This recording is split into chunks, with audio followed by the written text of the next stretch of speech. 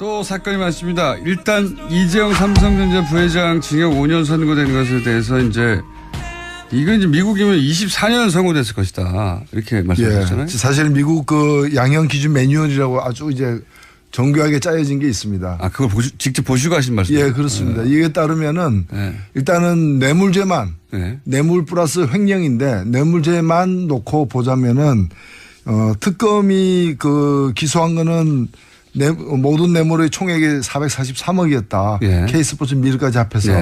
그래서 특검 주장이 받아들여진 걸 기준으로 하면은 최소 24년 4개월.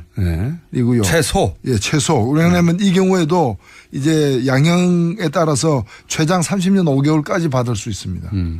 근데 특검 주장 중에서 이제 K스포츠 미르는 안 받아들여지고 승마 부분만 이렇게 77억만 인정됐잖아요. 재판부의 주장에 따르더라도 미국 같은 경우는 이게 최소 15년 그리고 최장 19년. 최소가 15년이라는 거예요. 예. 근데 이게 다 그 횡령을 빼고 뇌물만 가지고 따진 거고요. 횡령까지 보태게 되면 여기서 더 늘어나겠죠. 뭐 9개월로 재산을 도피하는 것도 빠진 거군요. 그렇습니다. 예, 그것도 빠진 거죠. 그러니까 뭐 20몇 년 최소 20몇 년 선고되었을 것이다. 그러니까 어찌 보면 이거는 뭐 판사 재량보다도 한국의 법률 자체가 이런 범죄들에 대해서 이런 반사회적 범죄들에 대해서 관대하게 지금 법이 되어 있기 때문에 그렇습니다. 그러니까 이 재벌들에게 한국 사회가 좋은 사회죠. 한국의 법이 대표님에게는 굉장히 가혹했던 것은 제가 기억하고 있습니다. 법도 가혹했고 그다음에 이제 법을 또 잘못 제가 볼 때는 아마 그것도 청와대에서 이게 논의를 하지 않았나. 그렇겠죠. 국회의원직을 상실하셨잖아요. 그러니까 그게 아마 그런 이제 청와대 비서실 회의 같은 데서 그래서 저는 그거 한번 좀 들여다보고 싶어요. 이번에 청와대에서 발견된 그 파일. 본인 그 시기가 제가 대법원에서 판결 받던 그 시기에 해당되더라고. 그러고 보니 삼성과 대단한 악연이 삼성 엑스파일을 이제 공개하셔가지고 통신비밀보호법인가요? 뜬금없이 적용당해서 그 직을 상실하셨죠. 국회의원 진짜 어렵게 됐는데. 근데 이번에 이재용 재판에서 제가 하나 꼭 지적하고 싶은 건 뭔가 하면은 이 감형을 굉장히 많이 했어요, 사실은. 그러니까 뇌물죄의 적용을 갖다가 최소화한 것도 K스포츠 미를 뺀 것도 문제지만은 이제 나머지를 놓고 보더라도 최소 형량만 이 감형을 많이 했는데 감형 사유 중에서 기가 막힌 게 이 대표적인 게 국민연금에게 압박을 가해가지고 제일모직과 그 삼성물산을 합병시킨 거잖아요. 이 행위가 유죄 판결을 받았는데 감형 사유가 뭔가 하면은 그러나 이 행위가 이걸 통해서 이제 삼성의 승계 작업. 증여권 승계 구도를 이제 만들어낸 이 그 범법 행위가 이재용 개인의 이익만이 아니라 계열사의 이익에도 기여했으므로 감형한다 이렇게 돼 있어요. 계열사의 이익은 이재용의 이익이 아닌가요? 그렇죠. 그럼 예를 들면은 도둑이 돈을 훔쳤는데 그 돈을 가지고 생활비로 내놨다 일부를. 그러면 도둑 개인만이 아니라 가정의 이익에도 기여하였으므로 감형한다. 식당 가서 그거 가지고 뭐 비싼 밥 사 먹으면은 국가 경제에도 기여한 바 있으므로 감형한다. 이게 말이 되는 얘기냐 이게. 식당 주인의 복지에도 기여했으므로 감형한다. 이런 거 아닙니까? 그러니까 이거는 부당이익이기 때문에 원천적으로 범법 행위를 통한 부당이익이고 예를 들면 작물이잖아요. 훔친 물건인데 그 훔친 물건을 가지고 누구한테 그 동네 사람에게 나눠줬다 그래가지고 동네 화목에 기여한 바 크므로 감형한다. 이게 말이 안 되는 거죠. 동네 사람도 아니에요. 본인이 오너인. 그리고 그 계열사라는 게 그 본인 이익이 결국 본인에게 이렇게 집중되는 건데 말이죠. 자, 그 대목에 대한 지적 굉장히 많은데 또 하셨고 이렇게 되면 이재용 부회장에게는 물론 뭐 이재용 부회장에게 너무 과한 징역이 선고됐다고 하는 측도 있긴 합니다만 이재용 부회장이 말씀하신 대로 그렇게 많이 감형을 받았다면 반면에 어쨌든 뇌물죄는 적용이 됐기 때문에 박근혜 전 대통령 재판에는 아주 불리하게 적용할 수 있다. 이렇게들 얘기해요. 그렇습니다. 제가 볼 때 2심에 어떻게 될 것이냐 가지고 관심들이 많은데 이 뇌물죄가 무너지지 않는 한 일단 뇌물죄가 유지되는 한 더 이상 감행되기 힘들다라고 보는 거죠. 박근혜 전 대통령은 못해도 10년 이상이 나오게 되는 거죠. 이렇게 되면. 그렇죠. 제대로 된 재판을 한다면은. 예. 그래서 오늘 얘기 나눈 이정열 전 판사는 박근혜 전 대통령의 전략을 바꿔서 이제는 이재용 부회장이 불리한 진술을 할 수도 있다. 본인이 살려고. 이때까지는 운명 공동체였는데 법에 건져서 보자면 박근혜 전 대통령이 본인이 적극적이었고 이재용 삼성 부회장이 소극적이었다고 판결이 된 거니까 예. 아니다. 예. 저쪽에서 적극적으로 요청했다고 말을 할 수도 있다. 예. 이제 뭐 그렇게 되면 이전 투구가 되는 거죠. 예. 진흙탕에서 이제 두 분이 뒹구는 거죠. 자, 뒹군다. 네. 제가 한 말 아닙니다. 자, 다음은 안철수 전 대표가 일각에서는 1차 통과 못하는 거 아니냐. 예. 그 결선 투표까지 가는 거 아니냐고 했는데 턱걸이로 51%로 예. 넘어갔습니다. 넘어가서 결선 없이 당선이 됐는데 이거 어떻게 해석하십니까? 51%. 예, 뭐 선거란 것은 어쨌든 한 표라도 이기면은 그렇죠. 예, 승자가 네. 되는 것이고 룰에 의한 것이니까 큰일 날 뻔한 거죠. 어찌 보면은 큰일 날 뻔했죠. 조금 못 얻었으면 결선으로 가는 네. 거고 결선 갔으면은 이번 그 표 결과 득표 결과를 보니까 결선 갔으면 이기기 힘들었던 그렇죠. 경우니까. 51%가 아니라 49%였으면 51%가 다른 쪽으로 갔다는 예. 얘기가 되는 거니까. 근데 여하튼 이겼으니까 예. 뭐 이긴 데에는 그냥 넘어가는 거죠. 어쨌든 당선 자체는 성공이라고 볼 수 있는데 또 이게 지금 만만치가 않겠다 싶은 게 저도 한번 얘기한 적이 있는데 한 분 제외하고 여성위원장 한 분 제외하고는 근데 여성위원장은 또 안철수계로 분류되지 않아요. 안철수계로 분류되는 최고위원들은 다 원외 국회의원이 돼본 적이 없고 보통 국회의원들 이런 분들을 국회의원 지방생이라고 막 이렇게 낮춰 부르는데 국회를 경험한 적 없고 그리고 이제 지도부가 됐는데 아무도 본회의장에 못 들어가고 법안도 제출할 수 없고 표결에도 참석할 수 없고 이러면 나머지 40여 명에 이르는 국회의원들이 이 지도부의 판단을 존중할 것인가 경험상 어떠십니까? 예, 이게 좀 불안정 요소가 아무래도 있죠. 있는데 이 당이 처음 만들어지는 어떤 동기, 네. 배경 자체가 그 안철수 대표의 어떤 대권 도전을 위해서 만들어진 거 아닙니까? 본질은. 네. 그렇기 때문에 이 당의 어떤 정체성 자체가 그 안 대통령 만들기였기 때문에 아무래도 안철수 대표 중심으로 하는 쪽과 또 여기에 소극적이나 반대하는 쪽으로 분리될 수밖에 없는 거죠. 그래서 지도부와 현역 의원들이 분리된 셈이 됐어요. 지금은. 사실은 그 지도부도 이제 안철수 1, 안철수 2, 안철수 3 이렇게 되는 거기 때문에 네. 다 이제 여러 세력들이 연합으로서의 한 또 주류를 형성하고 있는 게 아니고 네. 그냥 안철수로 대표되는 이제 구심력 있는 그런 세력이라고 봐야죠. 최고위원들은 이렇게 되면 사실 안철수 전 대표의 뜻에 누구도 거스를 생각도 없고 거스를 수도 없고 그러니까 안철수 최고위원들은 있지만 안철수 대표 혼자 있다고 봐야 되는 거죠. 그렇죠. 안철수 친정 체제고 네. 그 뭐 그렇죠. 안철수가 대표 아닙니까? 네. 전체를 또 대표하고 그런 여기 상황입니다. 서느냐 제가 이제 궁금한 것은 왜냐하면 제가 이제 국회의원들이 예. 본회의장에 못 들어오는 최고위원들이나 예. 본회의장에 못 들어오는 지도부에 대해서 무시하는 경우를 많이 봐왔거든요. 예, 그래서 안철수 대표가 일단은 지방선거, 예. 지방선거를 어떻게 돌파하느냐가 아마 관건일 것이고, 그 다음에는 이제 뭐 경우에 따라서는 그 보궐선거, 재보궐선거 같은 데 출마할 수도 있겠죠. 다시요? 본인이 직접? 그럴, 뭐 정치인이 그럴 가능성도 있죠. 정치인이니까. 그 지방선거가 이제 그 가장 큰 통과해야 될 지금 1차 목표이기 때문에 그래서 더 그렇겠지만 자유한국당과 국민의당과 바른정당이 이렇게 저렇게 합친다. 뭐 각자 백가정명이에요. 각자 아이디어들이. 그런 가운데 그 홍준표 대표하고 안철수 대표도 대표로 처음으로 만났죠. 후보 대 후보로 만나다가. 예. 굉장히 재밌는 장면이었는데. 논평하실 부분 없습니까?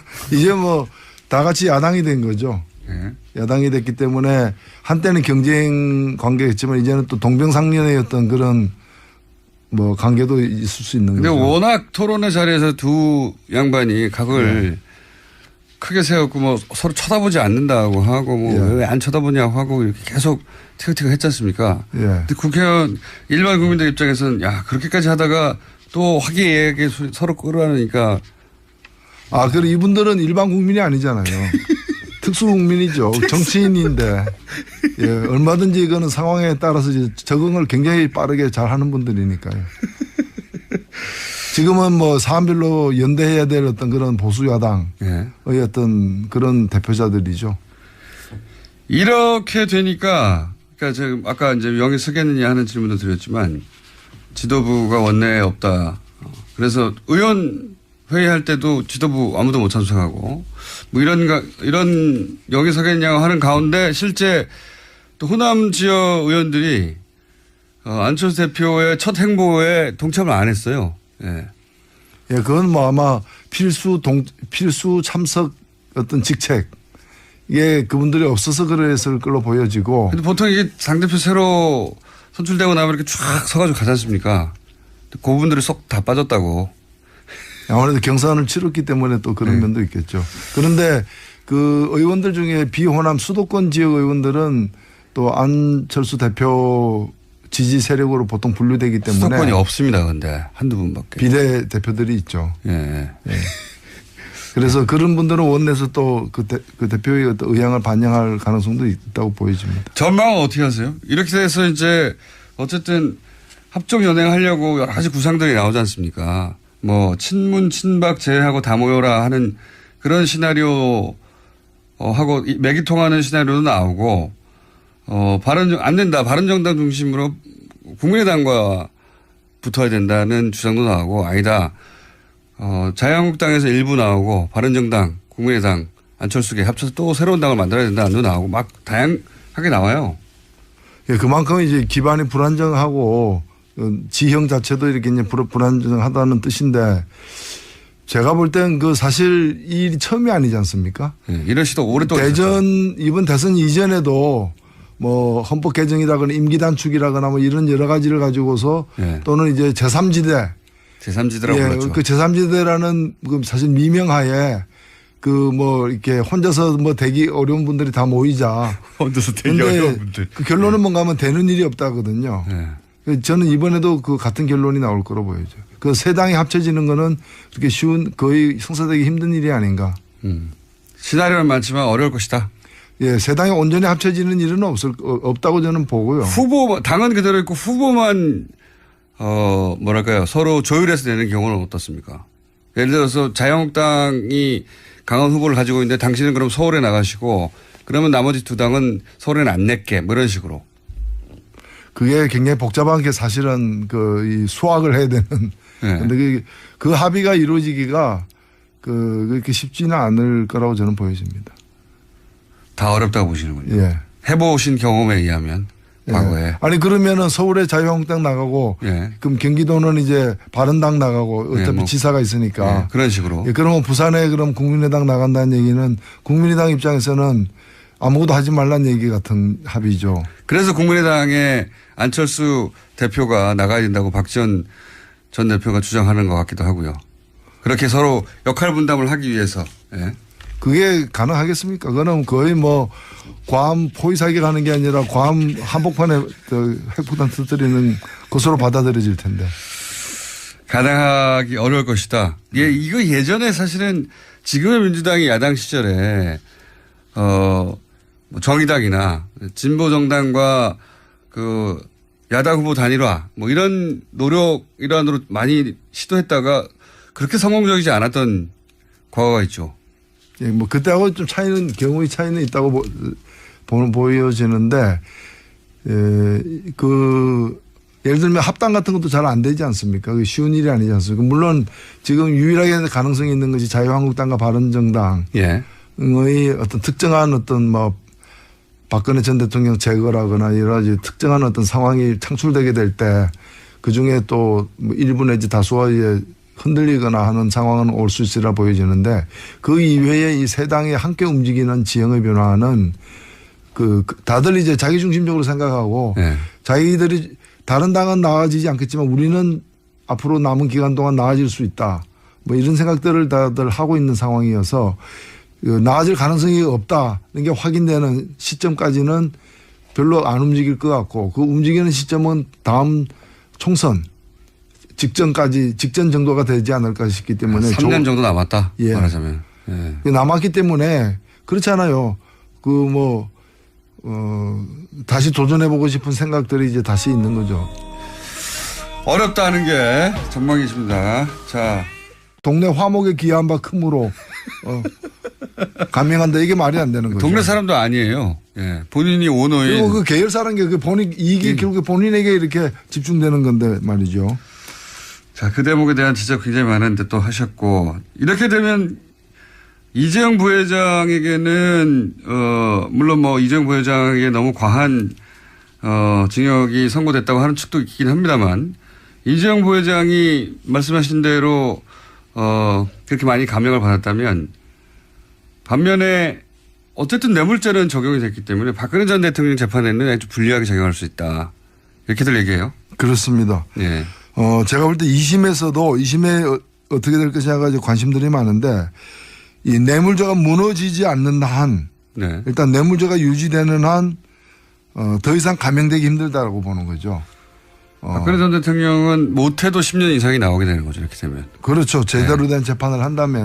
또 사건이 많습니다. 일단 이재용 삼성전자 부회장 징역 5년 선고된 것에 대해서 이제 이건 이제 미국이면 24년 선고됐을 것이다. 이렇게 말씀하셨잖아요. 예. 사실 미국 그 양형 기준 매뉴얼이라고 아주 이제 정교하게 짜여진 게 있습니다. 아, 그걸 직접 보시고 하신 말씀이에요? 예, 그렇습니다. 이게 따르면은 일단은 뇌물죄만 뇌물 플러스 횡령인데 뇌물죄만 놓고 보자면은 특검이 기소한 거는 모든 뇌물의 총액이 443억이었다. 예. K스포츠 밀까지 합해서. 예. 그래서 특검 주장이 받아들여진 걸 기준으로 하면은 최소 24년 4개월. 이고요. 최소? 예, 최소. 왜냐하면 이 경우에도 이제 양형에 따라서 최장 30년 5개월까지 받을 수 있습니다. 근데 특검 주장 중에서 이제 K스포츠 미르는 안 빠지고. 받아들여지고 예. 승마 부분만 이렇게 77억만 인정됐잖아요. 네. 재판부의 주장. 에 따르더라도 미국 같은 경우는 이게 최소 15년 그런 이제 청와대 비서실 회의 같은 데서 그래서 저는 그거 한번 좀 들여다보고 싶어요. 이번에 청와대에서 발견된 그 파일. 예, 본인 그 시기가 제가 대법원에서 판결 받던 그 시기에 해당되더라고. 그러고 보니 삼성과 대단한 악연이 삼성 엑스파일을 이제 공개하셔가지고 통신비밀보호법인가요? 예. 뜬금없이 적용당해서 그 직을 상실하셨죠. 국회의원 진짜 어렵게 됐는데. 근데 이번에 이재용 재판에서 제가 하나 꼭 지적하고 싶은 건 뭔가 하면은 이 감형을 굉장히 많이 했어요, 사실은. 그러니까 뇌물죄의 적용을 갖다가 최소화한 것도 K스포츠 미를 뺀 것도 문제지만은 이제 나머지를 놓고 보더라도 최소 형량만. 이 감형을 많이 했는데 감형 사유 중에서 기가 막힌 게 이 대표적인 게 국민연금에게 압박을 가해가지고 제일모직과 그 삼성물산을 합병시킨 거잖아요. 10년. 그리고 최장 19년. 최소가 15년이라는 거예요. 근데 이게 다 그 횡령을 빼고 뇌물만 가지고 따진 거고요. 횡령까지 보태게 되면 여기서 더 늘어나겠죠. 뭐 국외로 재산 도피하는 것도 빠진 거고요. 그렇습니다. 그것도 빠진 거죠. 그러니까 뭐 20몇 년 최소 20몇 년 선고되었을 것이다. 그러니까 어찌 보면 이거는 뭐 판사 재량보다도 한국의 법률 자체가 이런 범죄들에 대해서 이런 반사회적 이 범죄들에 대해서 관대하게 지금 법이 되어 있기 때문에 그렇습니다. 그러니까 이 재벌들에게 한국 사회가 좋은 사회죠. 한국의 법이 대표님에게는 굉장히 가혹했던 것은 제가 기억하고 있습니다. 법도 가혹했고 그다음에 이제 법을 또 잘못 제가 볼 때는 아마 그것도 청와대에서 이게 논의를 하지 않았나. 그렇겠죠. 국회의원직을 상실하셨잖아요. 그러니까 그게 아마 이 행위가 유죄 판결을 받았는데 감형 사유가 뭔가 하면은 그러나 이 행위가 이걸 통해서 이제 삼성의 승계 작업. 증여권 승계 구도를 이제 만들어낸 이 그 범법 행위가 이재용 개인의 이익만이 아니라 계열사의 이익에도 기여했으므로 감형한다 이렇게 돼 있어요. 네. 계열사의 이익은 이재용 이익이 아닌가요? 그렇죠. 그럼 예를 들면은 도둑이 돈을 훔쳤는데 그 돈을 가지고 생활비로 내놨다 일부를. 예. 그러면 도둑 개인만이 아니라 가정의 이익에도 기여하였으므로 감형한다. 식당 가서 그거 가지고 뭐 비싼 밥 사 먹으면은 국가 경제에도 기여한 바 있으므로 감형한다. 이게 말이 되는 얘기냐 이게. 식당 주인의 복지에도 기여했으므로 감형한다 이런 거 아닙니까? 그러니까 이거는 부당이익이기 때문에 원천적으로 범법 행위를 통한 부당이익이고 예를 들면 작물이잖아요. 훔친 네. 물건인데 그 훔친 물건을 가지고 누구한테 그 동네 사람에게 나눠줬다 그래가지고